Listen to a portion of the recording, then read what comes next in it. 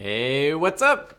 Welcome to Photography Masterclass Live. Phil and Will here, and we're going to be doing our December live stream. So welcome to everyone who is tuning in to the replay, who's watching live.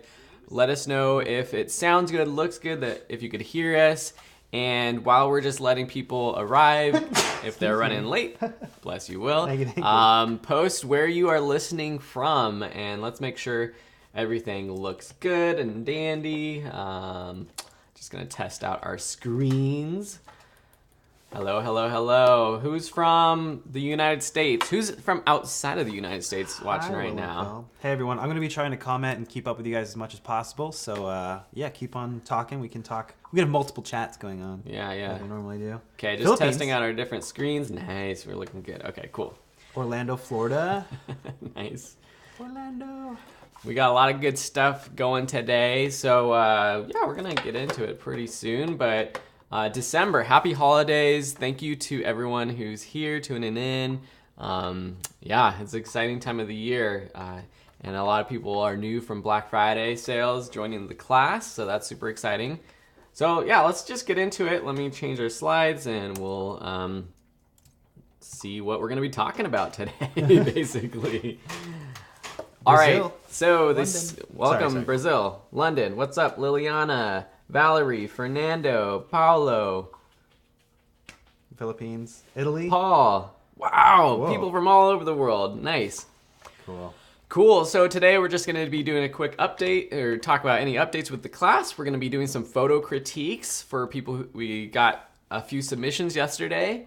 We're going to be having our monthly camera chat about a cool topic, and then we're going to be doing our Q&As and live Q&As. So we got a lot of questions submitted to us the past few days. Yeah, and so we're going to be going through those first, and then we're going to be doing the live Q&A. So stick around to the end to ask us more questions. We're going to try to get through this content, though, because we got a lot of great stuff. So much stuff. So quick updates, like I mentioned, welcome to our Black Friday babies. Everyone who Our is Black Friday babies. Everyone who is new to the class, who enrolled during the amazing Udemy sale and during November. We're going to be having a lot of new students here in the live stream. So welcome to the first live stream. We try to do this every month. Yep. And yeah, it's going to be a lot of fun. So welcome. A quick just mention, we are working on a couple translated versions of the class. We actually already have a Chinese version of the class live, and you can find that on Udemy if you want. That one we partnered with someone, so you actually have to purchase that if you want to upgrade to that version. But with the Spanish translation, we're working on it. My puppy's down here. Sorry, yeah, there's a dog down here. Ashby. And once that one goes live, we're actually just going to offer it for free to everyone who already purchased the Photography Masterclass. So look out for that announcement later on, maybe at the end of this month, but maybe in January as well. So if you speak Spanish and it would be easier for you to learn in Spanish with subtitles, we're gonna have that class coming out soon. And then just a quick note about assignment feedback. This is one of the things that has always been the biggest issue with this class. And so first I want to say sorry if we're not getting the best feedback and critiques of your assignments. I hope that people can understand actually how difficult it is to... There's a lot of you.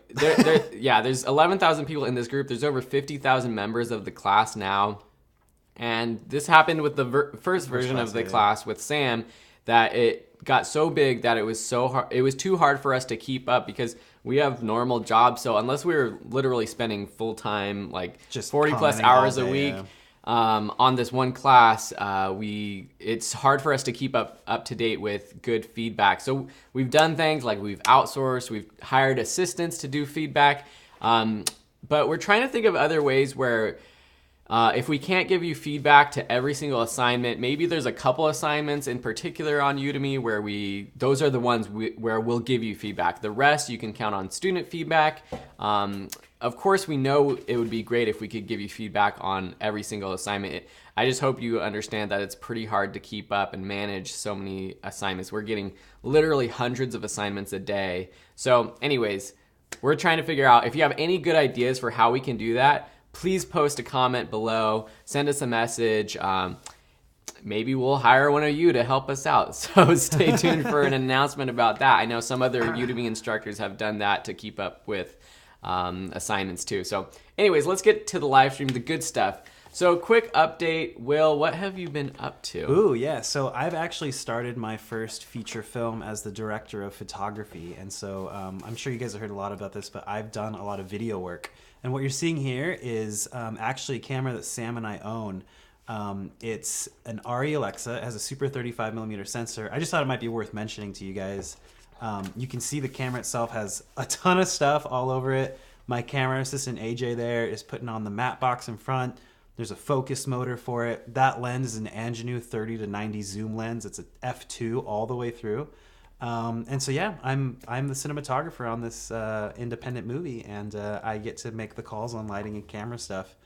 But I know that camera is a lot different. Aggressive. It's a little different than photography, but all the basics are the same. Yeah. And so like a lot of stuff that I do on set, I'm talking about in the class too. So yeah, cool. Yeah. What have I been up to? Babies. More babies. Look at all those babies. So if you are brand new to the class, I do have 2 twin sons. They're almost 4 months, and it's been really fun around the holidays. And so here's just a couple snaps I took this morning, actually, just hanging out with them before the live stream. We've got Felix in the red and Julian in the green.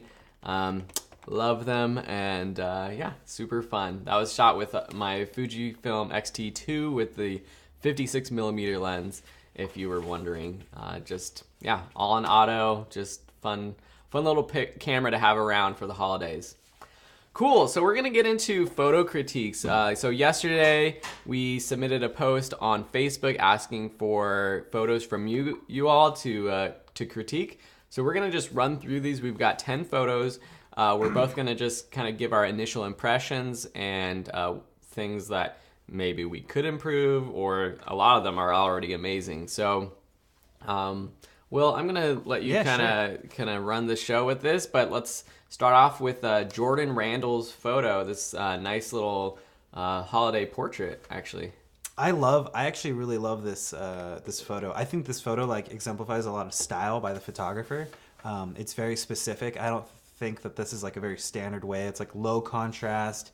You can see there's like the blacks are a little muddy, but it brings out sort of the attention to the people's faces because that's the brightest spot in the photo. Your eyes go directly there. I love the leading lines that lead you back into the forest a little bit. And it's composed nicely around our couple. Like you can tell that like they're in a good spot. Yeah. I'm not a big fan of the expressions necessarily. I mean, it probably shows a lot of personality. I don't know these people. I'd like to see a little bit more smiles maybe, but I think the edit's very particular to the person's style. Which I think is really good. And I don't know, I feel like the crop is actually pretty good. Yeah, it's like a shot really well. Kind of cowboy shot style. Very Americana, yeah. Very cool. But I don't know. I can't really, there's not a lot of critique I would say. I mean, I probably wouldn't edit it this way personally, but I still think it looks great. And I could see this in a series of photos for this photographer. Yeah. And if I was looking at wedding photography, I would probably...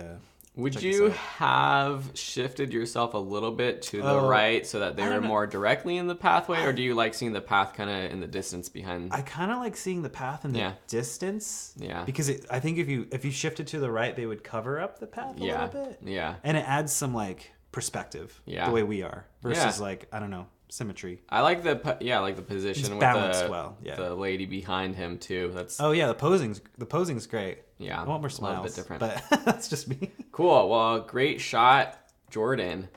All right, Magda posted this photo of these power lines with the night sky. It looks like it's a long exposure potentially because you got the clouds going by.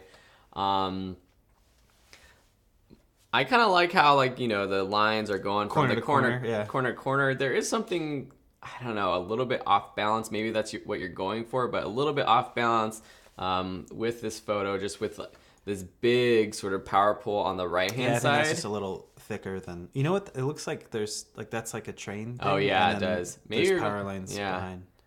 Huh. It's cool though. I think it's gnarly that you can see stars. Yeah. And see like a daytime photo. That's always a hard thing to do. It looks like there's like a ton of city light or like a street lamp coming from the right. Yeah. But I love the softness of it. You know what you don't really notice unless you are looking at it for a long time like we are? These lines are moving from left to right, but then the cloud lines are moving from right to left. Yeah. And it's creating this like X, and that might be what's throwing your eye off, but I think it looks cool. And if you're looking at these photos and you have a critique or a thought, make sure you post it in the comments below so that all the photographers get some more critique, which everyone loves. So I bet this would actually look, maybe not. I was thinking black and white, but then you probably wouldn't see this. I might have done a little bit of editing with this one too, like really, if you're using Lightroom or something like that, you can use the dehaze filter or just boost up the clarity to make those stars really pop. Actually, in the class, we have some good lessons on editing night photos in Lightroom and in the other apps too, to really make your stars pop. So even though it's cool to see a lot of stars, I think you could actually bring those back out a little bit more, make the night sky a little bit darker even. But cool photo, and thanks for posting. Ooh. Cleopatra, this is a great photo, great portrait, great colors. Detail. Yeah. I like the colors, the contrast of the orange and sort of the blues behind this guy. Maybe a little bit like shifting perspective a little bit to, there's like that window box or that light box above him that, I don't know, maybe if you tilt it up a little bit, you wouldn't see and it wouldn't be distracting at all. The colors are so good though, like the contrast between the blue and the orange. Yeah. And like the fact the blue is behind him and he's got a blue shirt and his skin tone with the orange, just, it's a really beautiful photo. I wonder what camera, are you able to tell what camera this is? No. Yeah, post your camera, Cleopatra. It's a bummer we can't always see that metadata that you guys post on Facebook or on Udemy, but the detail in his face, really good aperture selection. I feel like if this was like a 1.4, you wouldn't get all the face in focus. This has to be like a 4 or a 5.6, maybe like a 50 mil or an 85 mil. So you can see his nose is pretty much in focus, his eye, the back of his ear, his neck. It just, a lot of detail. Really cool. Yeah, nice photo. I would like to see Cleopatra's portrait in black and white. Yeah, this would be a cool photo to be black and white, especially with the like deep lines in his face. Yeah, but you would lose the color, I think, in the background. Yeah. What about his eye? Like, would you have rather seen just a little bit like shifted, him either turned a little bit, slightly bit more to the camera, or the camera move so that you could see his like left eye a little bit better, or does that matter to you for this photo? I kind of like seeing maybe a little bit. I don't know. It's kind of like his left eye's hiding. Yeah. You know, like it kind of brings some mystery to him. I don't know. Yeah, it's like you don't always have to see both eyes. You think he has teeth? I don't know. There's just so much like character in it. I think it helps that the eye is a little turned. I think we know too much about him. I know it sounds so philosophical, but I feel like we know too much about him if he turned his eye. Yeah. I don't know. That's a personal thing. Cool. Okay, let's go to our next photo. We've got Nick Scott with this portrait. Interesting angle, looking sort of upwards at the friend, the model, whoever this is. I would say, again, for me, like with portraits, trying to see people's eyes is like, I love like the composition of this. I actually like the upward angle, and I don't mind necessarily the hair going over the right eye, but her left eye is like a little bit dark, so maybe boosting the shadows there just a little bit. Just like it's like a deep, like dark hole into her eye right there. So maybe brighten that up a little bit. This one would also be, I think, good in black and white. Yeah. Because of just the contrast. But again, good aperture choice. You can see that she's pretty much all in focus. Her hair is in focus, and then it falls off nicely in the back. I get the eye thing, but this is like a very like. I can see this in like a magazine. It's like very avant-garde. It's not like a headshot for like, you know, your LinkedIn account or whatever. It's nice. So the lines too like create a really subtle like movement. Yeah. And the wind, I don't know. I feel like a lot of like movement in this, which is nice. Yeah, cool. And for anyone I see someone posted about wishing they could have submitted a photo. I posted this request for photos for this critique yesterday, and within a few minutes, the first 10 there were like 10 photos submitted. Within like a minute. Yeah, like 2 minutes. I only wanted to take 10 because we could do this for days. But yeah, so you kind of have to get lucky with the timing of being on Facebook to get your photo submitted. But we'll do this every month though. So yeah, and we usually do it like right the day before. So cool photo, cool portrait, nice rule of thirds as well. Let's go to David Torres Enriquez. This is awesome sort of symmetry here. The first thing that stands out to me is it's like a little bit not perfectly symmetrical. You can see the two pillars like on the side, like the left and the right. There's a little bit more space to the left of that pillar. So I think it's hard. I don't know exactly how it would have worked out because I'm guessing that's a lady in front. In the center is perfectly centered. So I'm not sure if you would have been able to shift a little bit, or maybe it's just the crop of the photo so that the two pillars are more perfectly symmetrical. That's my biggest thing. It's hard to see. My biggest thing is I love the composition of it. I think it's really rad, and I love that there's like plants in the foreground. I think that adds even more depth to it. It's like frames it too. Yeah, and then also the deep shadows I think brings out the contrast quite a bit, and it allows you to expose for like the blue and the sky. I would love to see it just angled a little bit higher so her head is under the door frame. Yeah. Because I think that's just like a nicer composition. Yeah. But I see that he may be battling the white clouds that are behind the whole temple, and which would be overexposed a little bit, I think. So it's a nice photo though. It's cool composition. Yeah. I mean, there's a million things that any person would do, and that's the thing about these photos is like every person's gonna bring their own eye and their own thing to this. It's all like subjective per person. But the lines are straight, which is nice. Yeah. Which is really good, and like I would just crop it in just a tiny bit to get rid of that maybe bottom step, or you would probably have to get rid of that bottom step, and then so the two pillars are like really both are on the edge of the frame. Cool shot, David.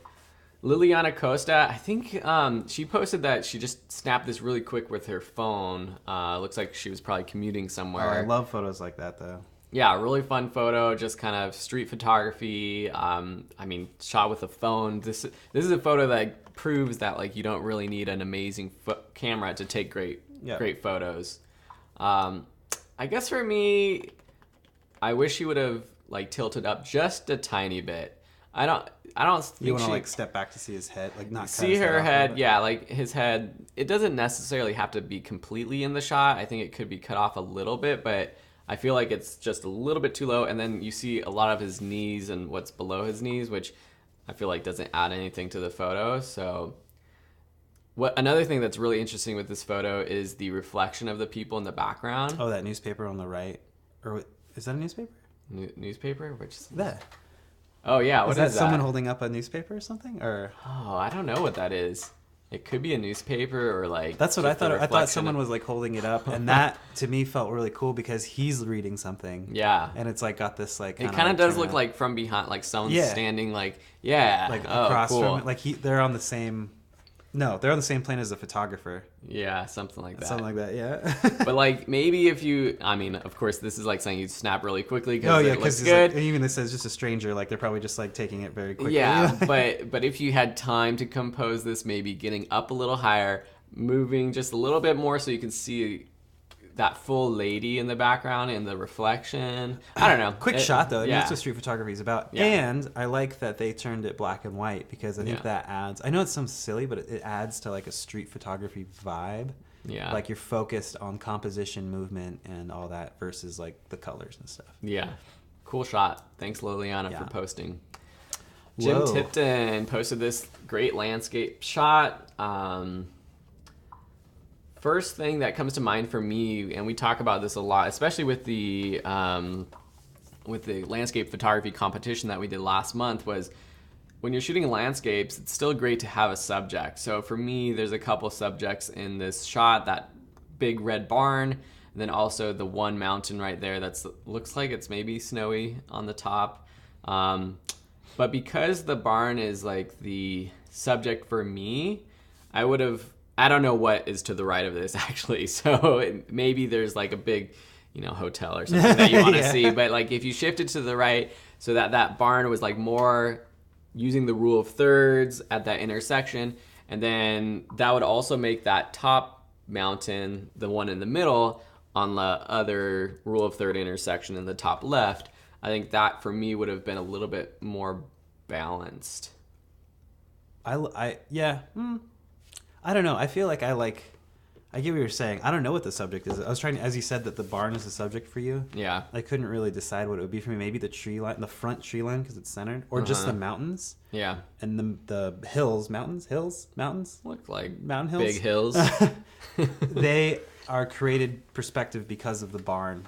And my favorite thing about this photo is the levels. It looks like California to me, but I could be very wrong. You know, where it's like anywhere. Plain, hill, forest.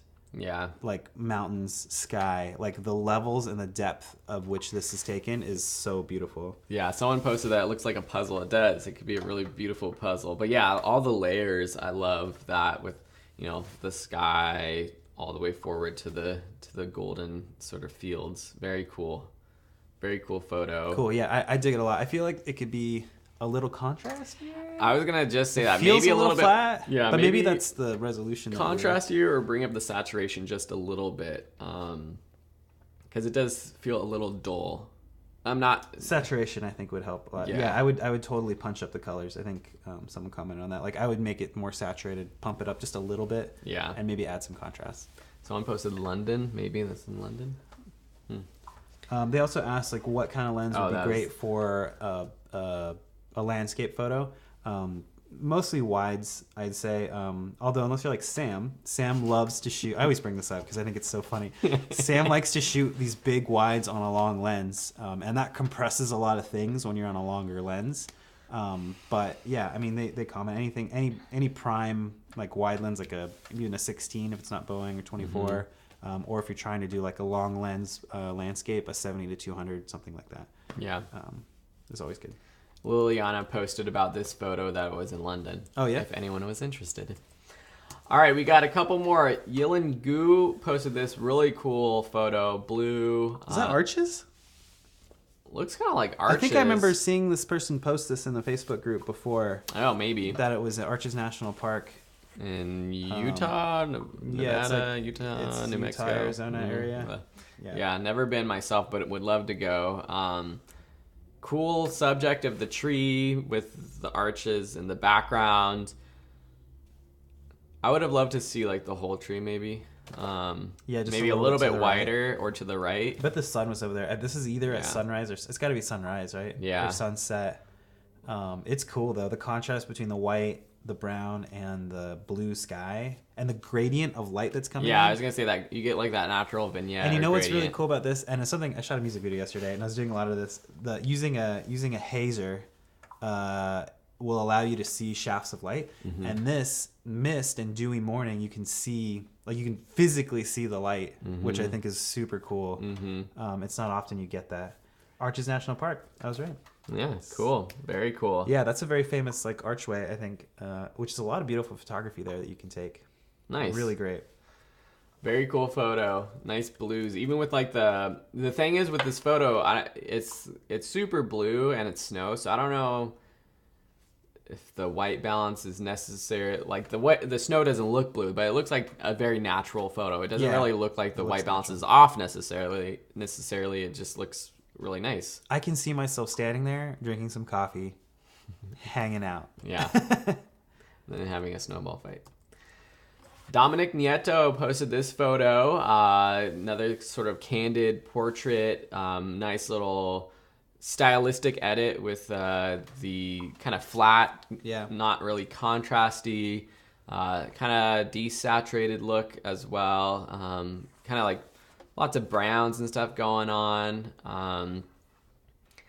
It's a little bit like, I guess the way that I would have improved this photo is like deciding, is he going to be center or is he going to be a little bit more off center? It's at that point where it's like kind of right in the middle. It's like a little bit off center. So almost like have him like turn just like face directly at the camera or like shift just a little bit. Shift him, yeah. Put him a little bit over to the side a little bit more. It's very telling. I feel like there's a lot going on in this story in his head. Like, I want to know the story. Yeah, what's this guy's story? My big not a problem with it, but like just stylistically, it's like low contrast, which is a look and a style that I think is very popular right now. I feel like a lot of filters on Instagram and Instagram and SEO. There's a lot of like low contrast filters that'll do this, where the black is like muddy and you know, there's no real like, I don't know, contrast. It's Yeah. like it's very flat, but it's like a look. It like creates a kind of vintagey, warm look too, which is cool. Yeah. I see Cleopatra, you commented, and I don't know if anyone else missed their critique. After the live stream, this video will stay up and you can watch the replay of it.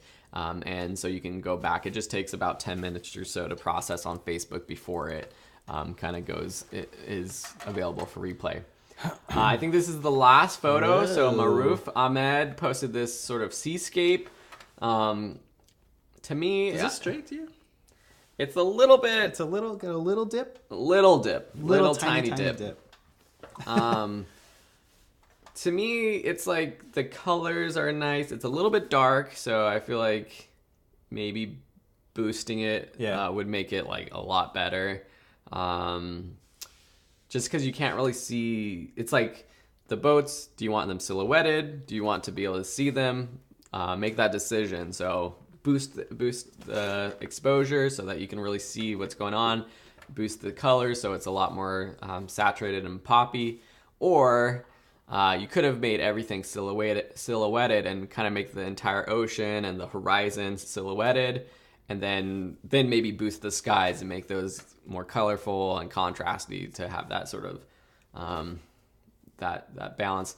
The other thing I'll say is that the horizon's like right in the middle. Yeah, that's what I was gonna say. Maybe tilt up or crop up so that the horizon's like on one of the lower thirds, because nothing's going on like below really. So it's like we can lose some of that negative space below in the ocean. Although the colors on the water look pretty That's nice. true. Like I didn't notice that the first time. I agree with you. I would not necessarily keep it in the center because I think it's either interesting below or interesting above. Yeah. And you would want to like focus on one or the other because those are beautiful colors on the sky and the ocean. Yeah. I would say focus on one or the other because this is a lot. Yeah. It's a lot to take in. It's a beautiful snap. Like good positioning and good place to do it. I would just maybe tilt up or tilt down. Yeah, I think if you're editing this photo now, if it's a high enough resolution, you could just crop it, kind of like crop it right to the right of that. You don't see my mouse, but right to the right of that little island on the right hand side. Do you see your mouse? Oh, do you see my mouse on there? Oh wow, my mouse is tiny. But yeah, right to the right down there, and then like down here. So this line is at the bottom third, and then straighten it out. I would love to like get these raw photos and then edit them myself to see what I would do with them. Maybe that should be a thing. Maybe Yeah. we should have like a... Dude, we should do an editing challenge for the next one. Yeah. Where we have one photo and then we send it to people. Everyone can. Ooh. Everyone we can send edit them. it. We have to send them the raw though, and then see Yeah. what people come back with. Yeah, It'd you be one guys- of our photos. Do you guys think that's a good idea? That'd be fun. I think that's a good idea. That should be a competition. Hey, We're always doing competitions about like taking photos. We could just do it. post editing competition. Yeah. yeah. And so we would just take a raw photo of one of ours. Yeah, and just then like something that's like you could edit you could a do lot whatever of you different want. Yeah, ways. you could do crop. You could do levels. You could do whatever. Yeah, yeah. I dig it. Okay, cool. Well, let us know in the comments if you think that's a good idea. Cool. So hopefully you enjoy these photo critiques. The people love it. The people love it. So let's see. I'm trying to get there we go. Oh, I gotta fix this. Let's see. Moving things around. What am I doing? But yeah, so hopefully you enjoyed this. Our camera chat, well, we can talk about this while I get What do you want me to the talk screen fixed up, is how did you get into photography? Ooh. You don't see that up here on the screen, but how did you get into photography? I guess it's like different for everyone. You want me to go first? Yeah, go ahead. I really got into photography when I was a kid. I think when I was around 13, 14, my mom had this like older Nikon. I remember actually, it was a Nikon N2000, and she handed it to me. And I think because I was so technical and Legos and stuff, I was like really interested in it. And she showed me how to use it. And then I think you just couldn't stop me. Once I started using it, it was awesome. And then I got lucky because my high school had a photography class. I was a freshman in high school. There is a black and white photography lab in my high school. The school provided all the chemicals, all the paper. You just had to supply your own film and your own camera.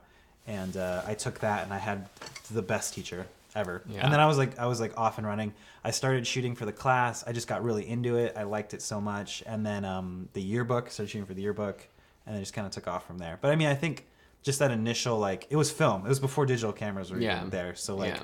the technical aspect of learning film, which we're talking about doing a film lesson at some Yeah, point. we keep talking about that. We'll do it. We'll do it.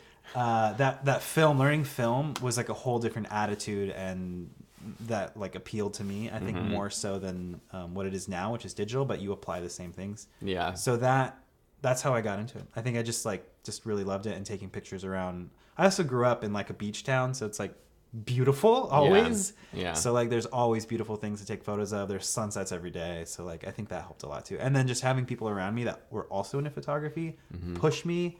And you see that in this class, like other people shooting, you shooting, pushing each other, seeing what you can do better. I think that's like a big thing in like really getting into photography. But that's how I Cool. started. Yeah, I mean, I feel like I had a kind of similar story with taking a photography class in high school, a film photography class, learning how to develop film in the light room and the dark room. And learning just like with my grandpa's old camera, actually. He had an old film camera. He actually used to have a little dark room in his garage, but he passed away when I was really young, so never got to really hang out and do photography with him. Would have loved to do that. But I had his old camera and was able to learn in high school, and it's so much easier now with digital cameras. My gosh, it's so much easier. And you know how many rolls of film that I like just botched? But that's part of the process, I guess. Yeah. It's so funny. Trace talked about DeviantArt.com. Oh, yeah, I remember that. Totally on DeviantArt Yeah. like 15 years ago. Yeah. With my Nikon D90. I had one of those too. Yep. That's super funny. Crazy. I haven't thought about DeviantArt in forever. I think it still exists. It's probably still around, I think. I bet my account's still up there somewhere. Yeah. Terrible photography. That was the same time I was like doing Zynga Zing. and then MySpace. And MySpace. Cool. Let's get to some questions. We're about half hour in, so we'll take probably 15 minutes to answer all these questions. Then we're going to do live Q&A for the last 15, 20 minutes or so. So if you want to post how you got into photography, post down below in the comments. We would love to know. Yeah. Very cool. Yeah, someone posted, Julia said her dad had a 35 millimeter Mamiya SLR. Those are dope too. We got someone who Used to be on the other side of the lens. Yeah. Yeah, cool. Cool. Nice. Cool. Well, how are you guys liking the live stream so far today? Hopefully you're having a beautiful day, beautiful time, and let's get into these questions. So, our first question is actually going back to this photo that was posted about skin tones. Let's change our setup so you can see what I'm actually talking about. Was just about skin tones. How do you edit skin tones to make them look right? And they were asking, basically, they saying that their photos always look a little bit off the skin tone. When I look at this photo, I do see that like it's a little orangish pinkish, and the way that I can tell that, not only from the skin tone but is looking at the sky, it's not like a complete gray. There's like some pink in there, so there might just be like a white balance issue or a tone issue where you want to take it. I use Lightroom, but in any editor, Yeah, it depends on the editor. it usually goes from magenta to green, and so just use that slider. Try some different white balances. This photo is also a little like desaturated, decontrasted, so that'll change the tone too. that can change the tone. And some people just have, I mean, this isn't going to be a solution if all your photos skin tones look a little weird, but some people just have, like, I have a lot of red, pink in my skin, and sometimes when I'm on camera or taking photos, it looks really red. So you can go in there and in a lot of editors pick a specific color to desaturate and like to just take those reds down just a tiny bit to make it look a little bit natural. Is there anything else you would say? Yeah, I feel like I can see the pink in the sky as well. It really depends on your editor. Like this is definitely already post-processed, right? Like this is stuff has been done to it, so it's hard to tell without seeing the original. Yeah. But a lot of like raw images you'll be able to adjust big time in post. And I think over time your eye gets practice and seeing what you think looks natural. This doesn't look natural. It looks like a stylized photo, which is great. In that it creates a mood and stuff. But if you're trying to make a clean, natural photo, you probably want to stay away from the low contrast. I love the fall off in this photo, and how the exposure is sort of similar, and the shadow looks really good. I think what's really helped me a lot lately, because I'm kind of bad with skin tones. I feel like I'm not always good with it. There's some editors that have a skin tone adjustment. If you're not used to using white balance and stuff, like VSCO on your phone will have a skin tone like slider, which I don't know what it does. It's got to be just adjusting pinks and oranges like yellows and so that you will adjust specifically, and it works really well, which I've been really impressed with. That's the only editor that I know has a specific one. Yeah. I think or maybe Snapseed does too, actually. Yeah. But yeah, I mean, it also just takes practice and getting used to what you're doing. Yeah. Cool. Well, hopefully that helps you out a little bit. All right, let's get to our other questions. What is a good quality zoom lens for crop sensor cameras under $1,000? It's a replacement for the 18 to 55. They're using a Canon. They were asking about they are using a 24 to 70 L series lens, which I think it's over $1,000. So. That might be over $1,000, but you can get it used probably for around $1,000. Yeah, you could find a used one for. I think the 24 to 70 2.8 is the hero lens for every camera system. Like that range from 24 to 70 is the bomb diggity. Yeah, that's what you want. That's what you want if you're looking for a zoom. Typically, like the branding ones, like the Nikon 24 to 70, the Canon L series, those are all going to be over $1,000 for sure. But the Sigmas will have your mount, and you can use those for pretty much any mount. And those are typically probably between like 600 and 1,000 new. Yeah. Otherwise, I would go with the used ones. But those are. The cool thing about glass is that the investment in glass is never really going to depreciate as fast as a camera does, right? Yeah. So like glass is always going to be glass. It's always going to have the same aperture as long as you don't drop it. It's going to be worth. It's not going to lose its value as much as a camera would. That's going to be outdated and quickly. So if you're just getting into this and you have a ton of money, I always recommend spending the money on the glass versus the camera. Yeah. Because your camera's going to get upgraded. Your glass will stick with you. Yeah. Crop sensor. But yeah, I was just gonna say. L series is like but the thing with but you can use an L series lens on a crop sensor camera, and you just punches everything in. Yeah. And you might update to a full frame camera someday, so that's the other you thing. have the lens. You already have the lens. That's what you had a lot of like Canon glass that you were able to use when you upgraded your when you were in Canon world. Yeah, you upgraded it. I mean, there's not really many like super duper high quality crop sensor lenses that are like specific. It's usually just the kit lens that It's a kit lens that comes with it to get you going. If you're upgrading, it's going to be a full frame. Usually, lens. yeah. Unless you're using a system like Fuji, which is just crop sensor, yeah. And Fuji's Fuji's got the 16 to 55 2.8, which is like similar, but it's not 24 to 70, it's 16 to 55, which is like a step down because it's cropped or whatever. Yeah. Yeah. Cool. Real quick, going back there, there's a question about skin tones and people of color, and overexposing. Or I just read this. How do you best showcase our skin tones without underexposing?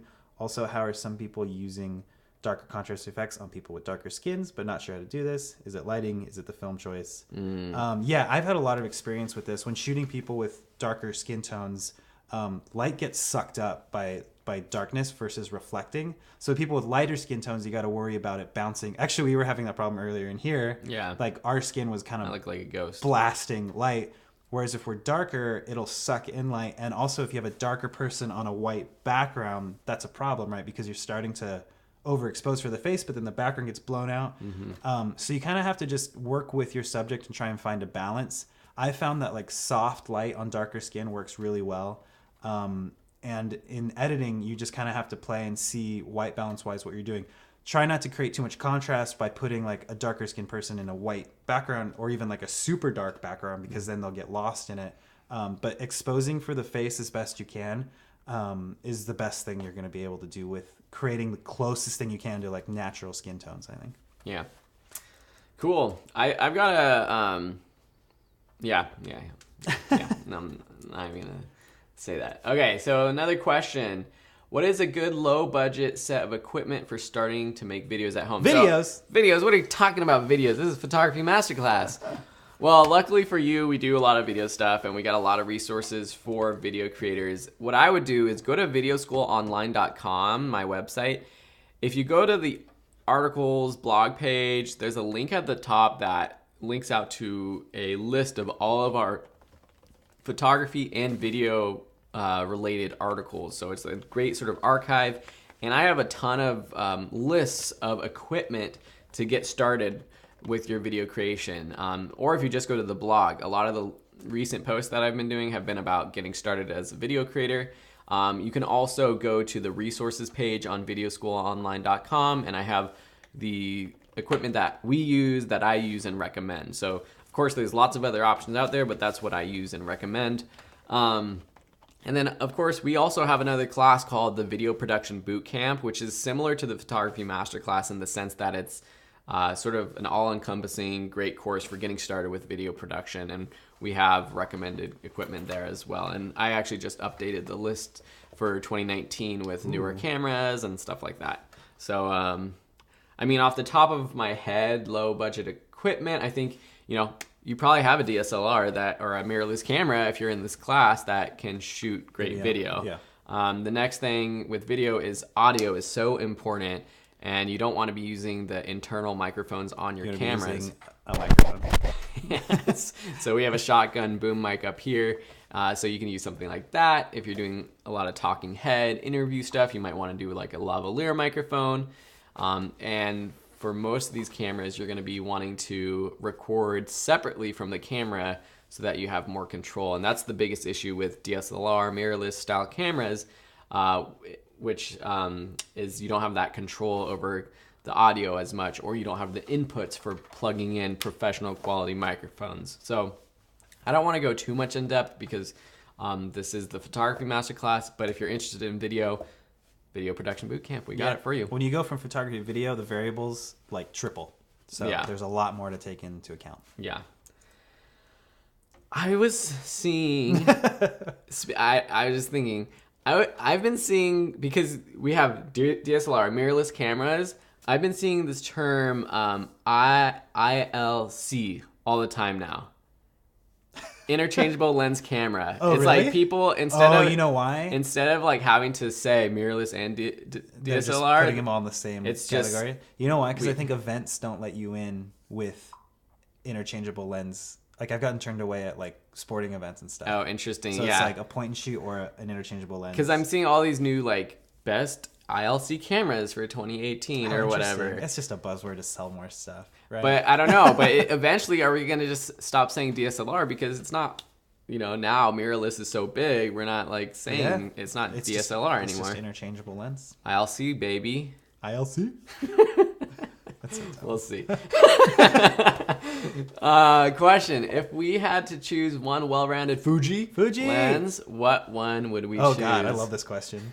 You want to go? You want me to go? Well, can I have two answers? Yeah, you go. You go. If I were shooting events like weddings and that was a thing, there is a 16 to 50. I mentioned this earlier. There's a 16 to 55 2.8 Fujinon lens, and it's a Fuji X lens. Yeah. And the X series, I guess it's called, and that is like the hero lens. But that lens is like over $1,000, I think. Yeah. That would be the most well-rounded lens. That being aside, the $400 23 f2 is what I rock on my Fuji.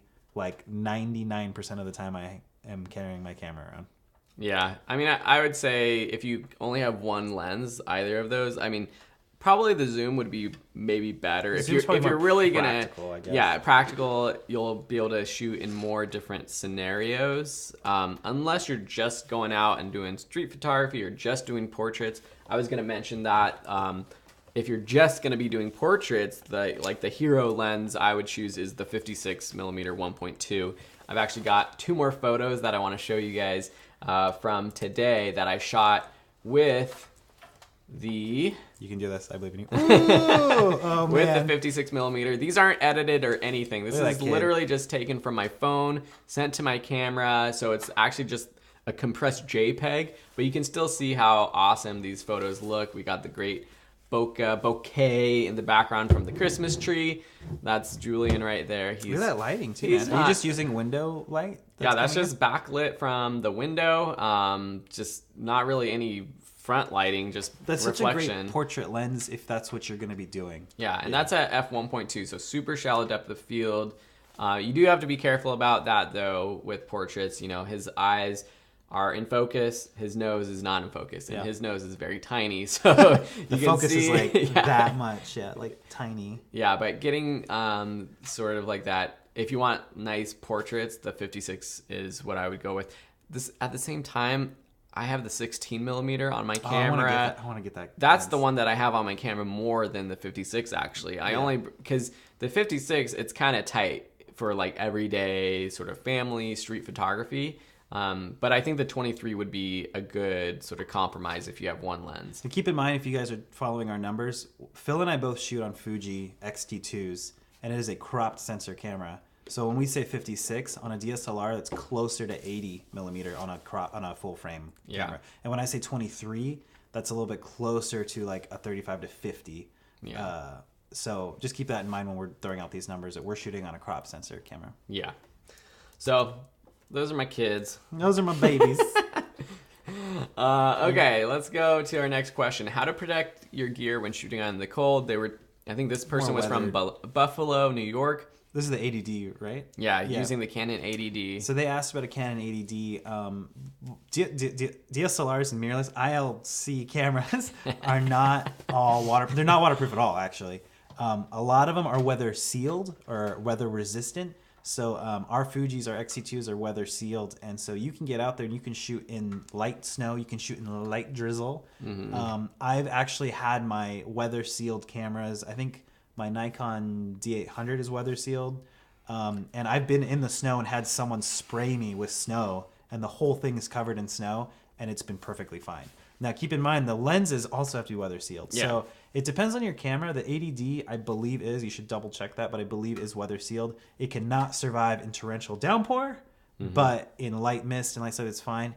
Also, like they make bags for your camera if you're going to be in rain like that. Like you can see photographers shooting on like rainy football games and stuff. Like they'll be covered in these bags that are meant for your camera. So you can buy those on Amazon. They're pretty cheap, like $10 to $15. Yeah. Or you can make your own. Yeah. Cool. Good stuff. That's the best I got. We got some questions I see that people are commenting. We got a few more that we're going to go through that were pre-submitted. So we're going to ask for those questions again so that they're in the comments. But our next question is the meter the safe way to shoot, or is there more to the setting that I'm missing by only using it? So this person, I'm guessing you were asking about using the light meter inside your camera, and with exposure, is that what you should really be looking at, or is there other things you should be thinking about? Yeah, I haven't used, I do use a meter like a lot, and you see it in your window depending on your camera, but the histogram I think is probably a better setting to pay attention to. I don't know if that's like answering. That's pretty. Well, the histogram is pretty advanced. Not all cameras have a histogram. Right. Not all cameras have a live histogram that you can use before you actually shoot the photo. A lot you can see the histogram while like reviewing your photos. We do have a lesson in the class about histograms. We also have lessons about. I think we have one called "Getting Creative with Your Exposure" or something like that, where it's like. The meter is a great way to try to get a perfectly, quote-unquote, perfectly exposed image. And again, we have another lesson talking about different metering modes, meaning like your camera might be looking at just what's in the very center of your frame, and it's going to expose to that. Or you can move the point around, and it's going to expose to the background or wherever the literal point on your camera is. But you can also use, you don't always have to use like exactly in the middle metered exposure. Yeah, that's what I was going to say. I think the question is there more to the setting that I'm missing by only using it? You can, in the meter, there's that bar and then there's that tick that's in the center. Yeah. And like he said, that's the full expose. I knew a photographer, I used to work at a 1 hour photo shop in high school, and she would always overexpose by a stop and a half. Like that was just her rule. Her style. So she would change the exposure compensation, and we talk about this in one of our classes, to make sure that that center thing was always one to the left or one to the right on that little tick mark. Yeah. And that was just her style. And for film, that worked great because you had a bunch of latitude. You can pull down things that are overexposed. Yeah. But if your style is under overexposed, you can use the meter to see where you, as a photographer, want to expose. your style, your image, basically. Yeah, exactly. I guess that's how I would answer that question.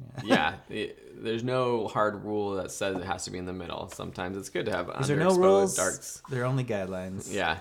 See, Shazia, thank you. You said your children are adorable. Yeah, they are. Thank you.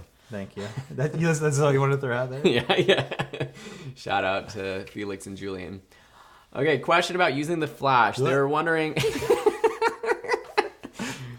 Sorry, as you can tell, Will loves using flash. Even though we have lessons in the course about using the flash, of course. It has its moments. But the person was asking, when should they use it? When in a low light situation, when do they know they need to use a flash or not? Sure. I ran into this problem, actually. I shot a wedding a few weeks ago, and I am like a big advocate of never using the flash if I can avoid it. Mm-hmm. But your specific camera, can only see into the dark so much with the lens that it has. Yeah. So if your lens is, a 1.4, you may be able to pump your ISO up to 3200 and be fine. Yeah. But some cameras will start to look really grainy when you start to pump the ISO. Sometimes you only have an f4 lens. Mm-hmm. So when you've hit that mark with your camera, and you should test this, when you hit that mark of too much grain, it's too dark, your subjects are close enough to you, then it's time to take out the flash. And I think that's, in the low light situation, that's when you need to use the flash. The big thing is, like, depending on if you want hard light or soft light, that's what you have to kind of work with the flash, which I think is like annoying, but it can look really amazing when you use a flash correctly.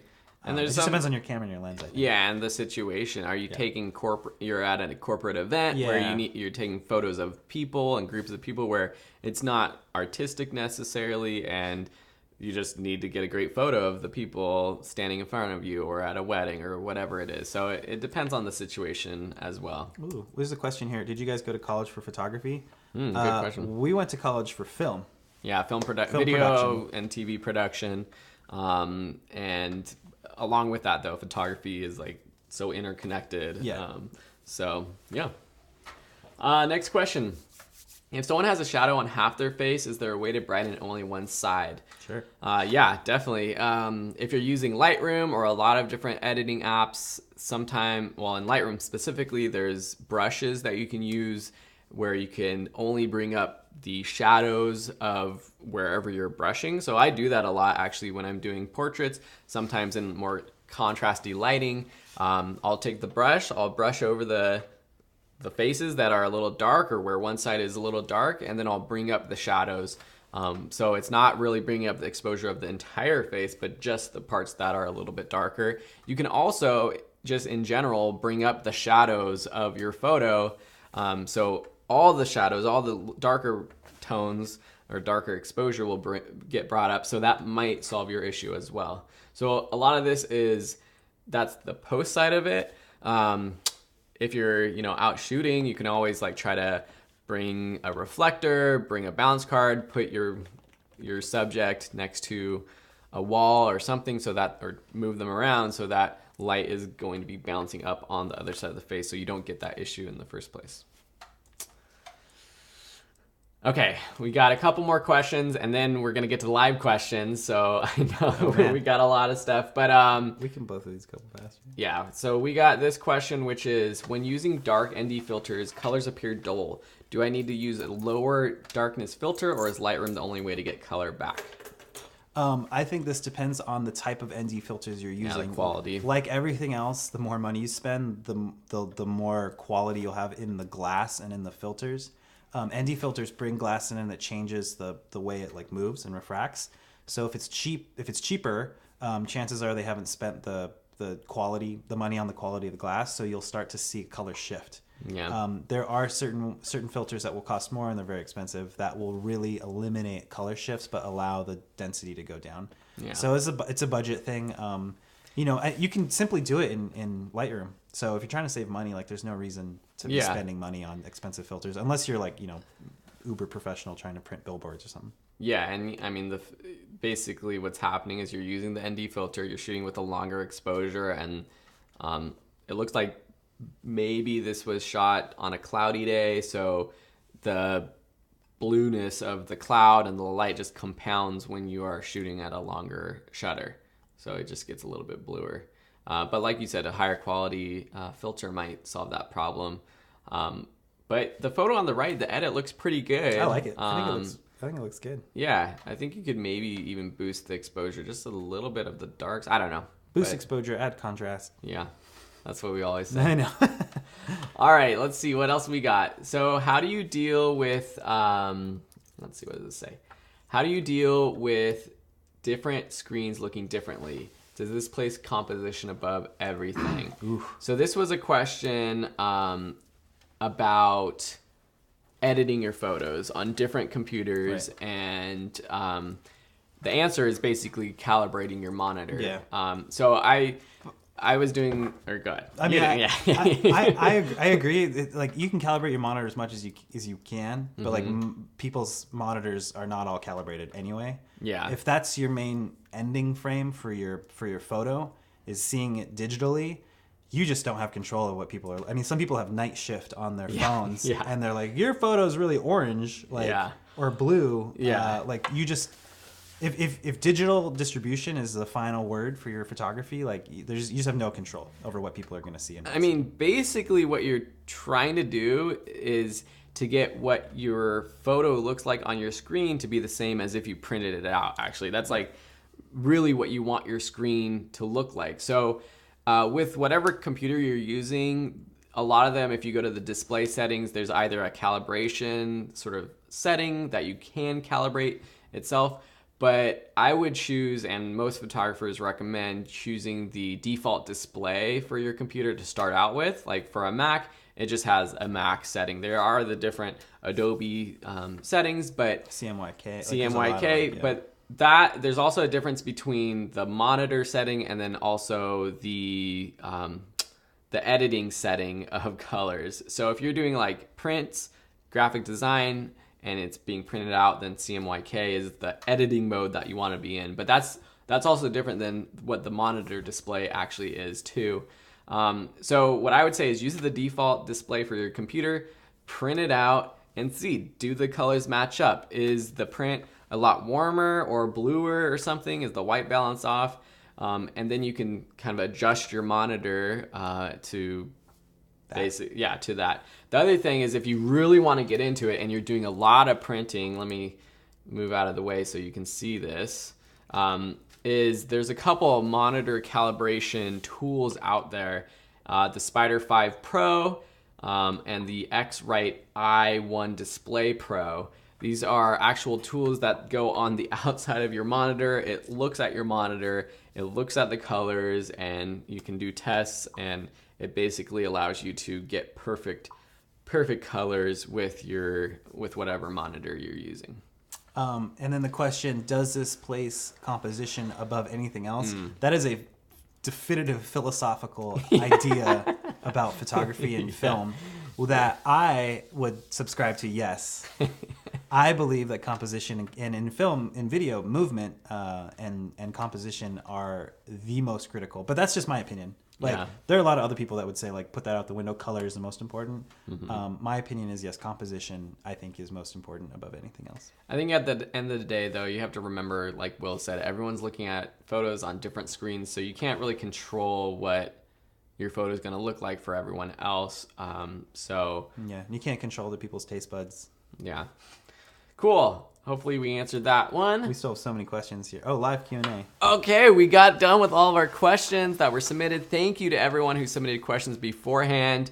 We're learning how to do this. Maybe next time we have to take a little fewer questions. But we've been going for an hour. For everyone who can stick around with us, we're going to be doing some live Q&A now. So if you... I've got one. Will's going to scroll up the comments, and we're going to roll through some of them. There's one that's been asked a couple times by this person. I can't find it, but he was asking. He was going to take pictures at a hockey game, outside, indoors, without a flash. We wanted to know how to do that the best, and I think it just depends on your camera. If you can ISO up, you can get your shutter to 125th, so you can capture that motion. That's probably the best thing to do. Just ISO as much as your camera can handle up, but that's just low light. There's a lot of light in hockey rinks, so you should be okay. Yeah. We got the skin tones one. Polaroid camera. Tips on making them brighter. Mine keep coming. Again, with the Polaroid cameras, you can't control exposure or at all. You can get different film ISO though. You can get different ISO film, I guess, or different ISO like, squares, but you just have to make sure there's lots of light. Yeah. So like if it's getting dark, I'm pretty sure you can get different ISO Polaroid. So get a higher ISO that allows you to shoot in a darker spot. I mean, if you're shooting indoors without lighting, it's going to be dark. Yeah, you need they need a lot of light. Yeah. The Polaroid things. There seems to be a camp in photography world that hates HDR even if done well. How do you guys feel about HDR photography? How do you feel about HDR? I mean, there's HDR photography and then there's HDR photography. Yeah. So there's HDR photography where it's like, boom, we're on Mars and it's like super ultra contrasty, ultra saturated. And that's a style. That's a style that looks cool in a museum, at an art gallery. On a metal print. Yeah. But then there's HDR photography, it's like basically meaning bracketing. Yeah, right? which means just a nicely exposed image across, like everything's exposed well. And I think that can look pretty well, especially for landscapes. And yeah, just like big open landscape photography. So I think there's a place for HDR photography. Yeah, there's a place. I feel like it's a definitive style. I've always like kind of bashed on it because I think it looks like you're on Mars most of the time. But again, that's like the HDR photography. Yeah. Like there are ways to like if you're bracketing or you're shooting exposed for shadows and highlights and you put it together in a nice manner and it's done well. Yeah. I think it can really soar and probably be better than a lot of photos. Well, and nowadays cameras are so good that HDR photography you don't need HDR photography. It's just a good camera. Yeah, because you got a sensor that's good enough where in post you can bring up the shadows, you can bring down the highlights, and then everything's going to be exposed properly. So you don't really have to do bracketing anymore. And so yeah, I don't know if HDR photography is gonna really be a thing for much longer. I don't know. There's HDR TVs, but hey guys, I have a Nikon D5600 with Nikkor lenses 10-20, 35mm, and 50mm. What's missing? That's a pretty good package. 10-20 is something a little bit more telephoto. Good wide, but I think like an 85 or even like a 105 or a 200 if you're trying to get telephoto stuff. This is a great starter package though. 35 and 50 off the bat. 10-20 wides, landscape. Yeah. Checking the Udemy announcement just to see if anyone's posting questions there. Doesn't look like it. Does the type of camera you have determine how professional your photos will look? Ooh, no. Yeah, no, it doesn't. I don't think so. No, I mean, we've talked about this a lot. You've been using the Fuji X-T2, and you had a Fuji X-T2, X-T1 kit for wedding photography. I think you can take great professional photos with pretty much any camera nowadays. I think the aesthetic of a professional photo is the depth of focus. That is like the main, what people view as a professional photo versus like your cell phone photo. Yeah. Something that's really in focus and something that's really out of focus. And that's what determines professional looking. Yeah. So you can achieve that with your phone. So. Yeah, I mean, what does professional really mean though? So yeah. Of course, there's cameras that are going to make it easier to get well-exposed images that, you can edit and do anything too, but yeah. Yeah. Alana would like to know if she can borrow your kids. They're so cute. You can come over and watch them for a week. Heck yeah. Fuji X-T100 or Canon 80D. This is all 80 or 800D. I don't know what an 800D is actually. The 800 is like a bigger DSLR. The X-T100 is like a smaller. I'm gonna look that up. I'm not texting. I swear. I really believe it depends on what you're doing as a photographer. And where do you want to go? And how much money you want to spend, and what system you want to be on. Obviously we're Fuji people, but Canon is like the number one pretty much professional grade. So the 800D here in the States is the T7i, which is kind of the newest version of that line, the T series. So both of them are kind of like introductory cameras. Yeah, it just really depends on what you're doing in your budget. Yeah, I mean the Canon 800D is going to be a little bit bigger. The lenses are going to be a little bit bigger. But if you want to go full frame eventually, if you're going to upgrade into full frame cameras, you should stick with Canon. I appreciate, and I don't know if you feel this way, but like the color science behind Fuji, I think is the best. And that's I think a lot of people would agree with that. I'm on the Fuji chain, and they're cheaper, and I'm not like shooting big heavy things every day. So what I love about Fuji, and eventually all the students are going to have Fuji cameras, and we're not sponsored by Fuji. Fuji's going to call, maybe one day they'll call us. But what I love about Fuji is I can take a photo, which, you saw some of those photos I snapped this morning. I could transfer them to the phone. I don't have to edit them or anything, and I'm happy printing them, happy posting them online. I feel like I had the Canon 70D, the 7D, those were my cameras before the Fuji X-T2, and I feel like I always had to bring them in, do a little bit of editing, to be happy with them. With the way your aesthetic is. Yeah, not everyone's gonna have to do that for sure, but I just feel like I'm super happy with the skin tones or the colors of everything in Fuji. Fuji. What do you think about adapters to EFS lens on an M50, which has M lenses? There's any chance to lost quality in the adaptation? Greetings from Brazil, Felipe. I'm not super familiar with the M. Oh, that's the mirrorless? That's like a smaller, cheaper mirrorless. Canon, right? Yeah. So they have their own series of lenses. Oh, the EF, I see. I've never, so I typically, I've done, actually doing this yesterday. We have an A7 S, and we have a Metabones E adapter to EF. And there's really no loss in like quality as far as I'm concerned. It creates a bigger camera rig. Yeah. But as far as I've seen using adapters in general, a good adapter, and a good adapter will not really lose much quality. There are cheaper adapters where you'll lose a stop of light, or the autofocus may not work, or stuff like that. But is like Metabones the good adapter? Are there other ones? Been my favorite. Yeah. I don't know. Okay. I haven't really used any other. Yeah, there's probably other ones. But again, something to test, something to go into a camera store, see if you like, shoot some tests. But if you've already spent all this money on Canon EF lenses, and using it on the M would probably be fine. Yeah. How to get hockey game. Do you recommend to keep exposure lock when using back button focus? No. I like to switch those up. That's also like how you work. But I tend to switch up the exposure lock and the autofocus on different buttons. I'll use a back button focus, and then I'll turn the exposure lock off. I'll shoot on manual, or I'll shoot with aperture priority or whatever. But those fire questions. I've been shooting with a Canon T5, but I'm finding in low light there's a lot of grain at ISO 800. Looking for a new camera, does the ADD have higher ISO range than the T5? It probably will slightly. I'm not exactly sure what the sensor is, but honestly, I would wait and save up and invest in an even better camera, maybe, or because those the are new the same mirrorless tier, right? The ADD is a little bit better. Okay. It's definitely better than the T5 or the T5i series. But the jump isn't going to be that good compared to like if you save up for a 6D or a 5D or like the new mirrorless Canon cameras. So yeah, that's what I would say. It's not going to be that good. But yeah, that a lot of people, it doesn't go much higher than 800 ISO without getting grain. That would kill me.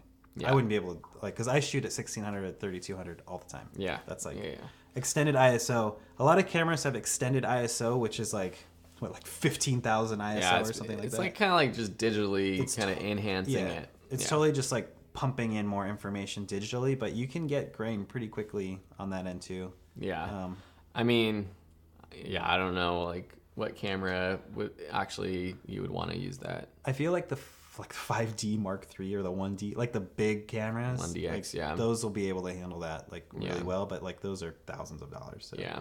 Hey guys, is it worth it to buy a 2.8 instead of an f4 and pay twice if most of the time you need to use a flash when shooting indoor? For outside, f4 should work good. This is a common question. Yeah. If you're just shooting outdoors, f4 is fine. During the day, yeah. During the day. Yeah. If you're going to be shooting indoor with a flash when you're at 2.8 anyway, yeah, probably an f4 is fine. Like if you're always going to use your flash. But I think the other thing though is not just about the light, it's the aesthetics of it. And the f2.8 is going to get the better shallow depth of field. But I don't know. It depends on what lens too. Like what lens you're like shooting. I always like this goes back to like the investment in the lens. If you're going to end up upgrading your camera later and you're going to stay within the same lens system, it's better to spend the money now on the lens because you'll be able to recoup that cost when selling it used versus you'll be stuck with an f4 and you'll be stuck with an old camera. So I don't know. That's a financial sort of situation too, I feel like. Yeah. What's the best macro lens for the 7D? Check out videoschoolonline.com. go to the articles page or the blog, and then there's a list of photo articles, and we have an article that has like best macro lenses. Check that out, because I don't know off the top of my head. Ooh. There's a lot of talk on YouTube about the micro four thirds format disappearing from the marketplace. What are your thoughts on that? I'm actually not up to date what Panasonic's, Lumix, GH7, GH5, that series. I don't know what their plan is. Actually, I think they are coming out with a full frame camera. They might have announced that. The thing with like camera news is like there's so much stuff all the time that I don't pay attention to all the time, to be completely honest. So I could see that they would eventually kind of phase that out, just because the sensor is like pretty small. I've heard about this too, and like your phones have been getting so good, and those are smaller than micro four thirds, and so I think that between that and full frame, there's the market in the middle is sort of either going to be cropped. Like there's just it's so hard to like shift. With Nikon coming out with their mirrorless, with Canon coming out with their mirrorless, Fuji obviously is just crop sensor plus their giant medium format. There's really no need for a marketplace for that, I guess. I don't know. But some people love their micro four thirds cameras, and they do shoot great photos and video for GH5, G7 users. I like Sunburst, Starburst as a choice. I love Starburst too. Tasty as a choice, but I just got them accidentally. It looks cool, but how do you avoid them when you're shooting in the sun and not trying to get them? Also, tips on shooting in the sun. If you look in the lens, does it affect your vision? Yeah, I mean, anytime looking into a bright source. Yeah, even if it's through the lens. Yeah, especially if you're on a DSLR, because if you're looking at the sun through your lens on a DSLR, you are looking at the sun. Like, that light is coming in, hitting a mirror, and going into your eye. So don't do that. There's special glass, like ND filters, actually. Like, I have a little piece of glass. It's called a gaffer glass, where you can look at the sun through. But try to avoid looking at the sun as much as possible. Yeah. Through a mirrorless, it's not as bad because it's giving you a digital image. It's not necessarily great for your sensor either, depending on what camera you have. So if you can avoid that, try to stop down on your f-stop, get a smaller f-stop, and then use your lens shade, your hood. Your lens should come with a lens shade or hood to help avoid those flares and starbursts. I mean, that's basically how you do it. You got to angle your lens so it's not facing the sun, or shade it with your hood or a hat or your hand or whatever. I have a Nikon Coolpix L110, and it has limited settings for indoor photos. I can't change my white balance on my camera. You should be able to. Even with that camera. With that camera. Will I be able to fix it with editing? Yes. Yeah. One of the most basic things. All of our editing sections in the course show how to fix the white balance. Let's see. I have a much older Fuji S5 Pro. Just got it. Going to be shooting with it soon. I'm very excited. It's a Legend Camera World for its color rendition. Yeah, I've never shot with that camera, but I heard it's really cool. Yeah, I'm gonna try. We'll try to be better about commenting in the Facebook group. We're inundated with assignments and Facebook stuff, and like I will definitely try to be better about that. I have been lagging. I mean, the goal though, to be completely honest with the Facebook group, was to create it so a community it's for everyone else, a community that's self-sustaining, and we have so many great students who are in this group, and it's amazing. I know not every single photo gets comments or critiques, but a lot of them I'll see getting 10, 20, 30 comments or more. And so that's really what the goal is for the Facebook group. Just to be completely clear, it's not a place where the instructors are necessarily going to be able to get in there for every single photo and give critique. The problem was on Udemy is with the assignments. As students, you can only see 3 other student assignments after you submit yours. So you can't see like everyone else's assignments. So the Facebook group is a great place for everyone to post and everyone to see photos. And my favorite thing that has like happened in the Facebook community is it is just a positive, like wonderful group. And I watch you guys comment on other people's photos and like each other's posts and offer advice. Yeah. And everyone's been really like, aside from like occasional 1 or 2 bad apples that we have to look at, everyone's been so positive. And I think it's really helpful for you guys to help communicate with each other and push each other to like keeping each other accountable to do more photography, like get out there and shoot more. Yeah. I will say though that I've gotten a couple messages from beginners who feel intimidated to post their photos into the group, which I feel really bad. I would just highly encourage you to post your photos knowing that we are all photographers who started out, and we're all trying to help you learn. So I know there's like photographers who are posting in the group that are professional style. I mean, better than us taking photos that like there's plenty are of photos that are better better than I've taken. Yeah, so amazing photographers in the group. And there might not be as many beginner photos being posted, but please feel free to post your photos to get those beginner critiques. Hopefully, all the other members are going to be positive, and if they're not, then we'll give them a talking to. Yeah, I'll try to jump in more. I have a Canon 7D. Is that a good camera to learn on? I'm a novice. Yes. Great camera. I learned on that one. Semi-beginner shooting landscape and night scene. Which camera would you recommend? Most cameras are going to be good at doing landscapes. Yeah, I mean, just use whatever you have. Like you can learn with whatever you have. Lenses are going to be a big difference with allowing in more light and things like that. But yeah. Is a 5.0 to a 75.0 millimeter a good lens? Is that 5 to 75? What lens is that, Emily? That's crazy. 50 to 75. I mean, yeah, sure. That's a good lens. That's a big range. Lens. Yeah, I don't know what lens that is. They have cinema lenses like that are like 19 to 90, but yeah. I haven't heard of a still one for that. Trying to answer all your guys' questions here. Yeah, we'll do this for another maybe 5-10 minutes. Please post your photos. Yeah, I mean, yeah, everyone should be posting photos. Maybe we should start posting more. What are your opinions on guru shots? I don't know what guru shots is.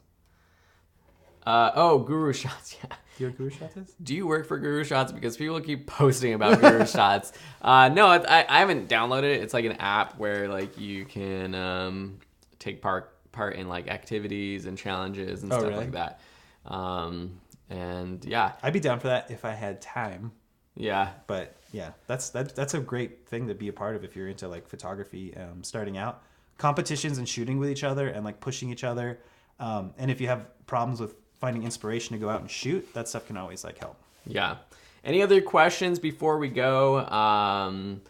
Someone asked about rating their Instagram account.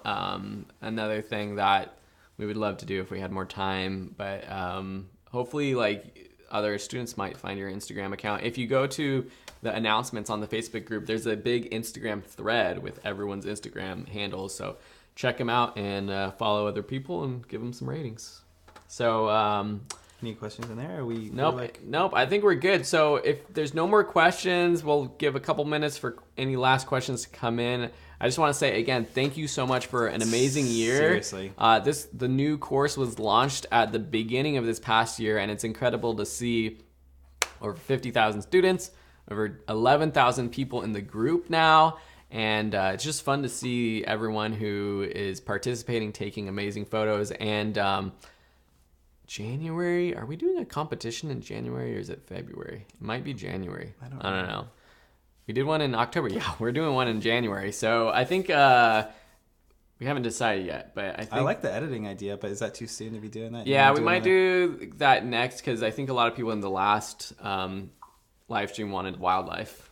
Oh, right. Wildlife nature. So we might do that for January. So look forward to an announcement in the course coming up like the first week of January or so about January's competition. And again, if you have any ideas for how we can make the group better, the class better, let us know. If you haven't left a rating for the class, please do leave a rating. Those help us out. So if you're watching this right now and you haven't left a rating, or if you want to update your rating, go over to Udemy, leave a rating. Any other questions? We had a couple of last questions. Cool. Do y'all have any information on shooting the Northern Lights? I've never done that before. Yeah. I would love to. I think there's an article that we found that has it, but we'll look into that and maybe post something in the Facebook group about that because that's a very interesting situation when you're shooting Northern Lights. Yeah. Why do cameras blow out colors in low light situations and cold weather? When your camera's in low light, it's really trying to grab like everything possible, and it starts to like the diodes start to spread out the color, especially like reds and stuff like that. Mm-hmm. It's tough in low light. If your camera's not more advanced, it'll have trouble not blowing that stuff out. Cold weather, I'm not really sure. Yeah, cold weather, that could be in any lighting situation. So I don't know what that would mean. You could have known as a bridge camera. I'm not sure what that is. Oh, That's it. Yeah. I don't know. Anyway, but thank you guys for all your questions. Make sure you get into the course, and when you do post your assignments, make sure you go to the other students and leave feedback as well. That's going to help people out while we try to maintain that. And so Merry Christmas, Happy Holidays. Happy holidays. Kwanzaa, Hanukkah, everyone who's celebrating a holiday at this time of the year, New Year. Be safe and get ready for another year of great lessons and updates to the class and live streams. And hopefully next time Sam will be here. He's off. We didn't even talk about Sam today. Oh. He's off traveling, working. He's in Nepal. He's in Nepal and Vietnam, working Vietnam. on a documentary with his A7S. Yeah. Just killing it. Cool stuff. Follow him on Instagram, though. He's posting a lot of stuff, a lot of photo stuff. So. Yes, very cool. Shimizu Jones. Awesome. Everyone, love you guys. We'll see you guys soon. And have a great holidays. Be safe out there, kids. Bye. Keep shooting.